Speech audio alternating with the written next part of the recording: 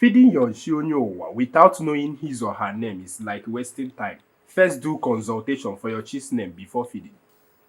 It's not actually correct. The reason bụ na enwere ọtụtụ ndị mmadụ a na-azụ azụ na mmụọ. If I actually onye bụ chi, their chi onye ụwa with the spiritual name, and I find it difficult. So I can tell you na onye bụ ya spiritual chi onye ụwa mara na ọ bụ onye nwa bụ chi gị.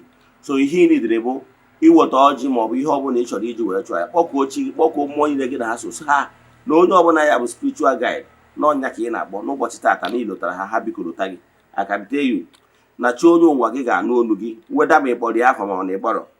Yes, o nwere unique way anyị ji eme ịkpọku chi onye ụwa. Example, etu mbụ Chukwu nọnyere m enwe na ma kpọọ m chi onye ụwa m, onye ọbụla ebe bụ nwoke bụ nwaanyị, si n'ikwu ndị si n'ikwu nna na mụ nwa bụ onye nọrọ ụwa na kpọkwu n'ụbọchị taa gị bịa tọọ ọchị, nke bụ eziokwu na ọ ga-aza ka mma alụ atụ. Ọ bụrụ na ịbụ ịmụtago nwa eneghị anya na aha nwa gị ịbụ nne maọbụ nna, aha nwa gị bụ Chukwuemeka, ịbụ nwoke, ị na-apụ na geeti ya adị gị n'ebe gị wee kpọọ mpa Chukwuemeka, mpa Chukwuemeka, ọkwa ihe n'anya n'azụ. Yes, ihe n'anya n'azụ. Ọ kpọrọ afa gị, kpọrọ afa gị, mana ọ kpọrọ afa nwa gị, ọkwa eziokwu. Ọja ka iji wee n'anya. Nke bụ eziokwu na Chukwuemeka nwa gị na-eje akwụkwọ na skuulu, wee sị kụrụ onye bụ nna Chukwuemeka Ọkaigbo onye Nnewi and ọgụ nwa bụ nna ya Chukwuemeka maọbụ nne nọ na that arena ya gbagota na steji, ọkwa ya agbago. Yes, ya agbago, mana akpọrọ afọ, ọkwa eziokwu. Etu a ka ọ dị.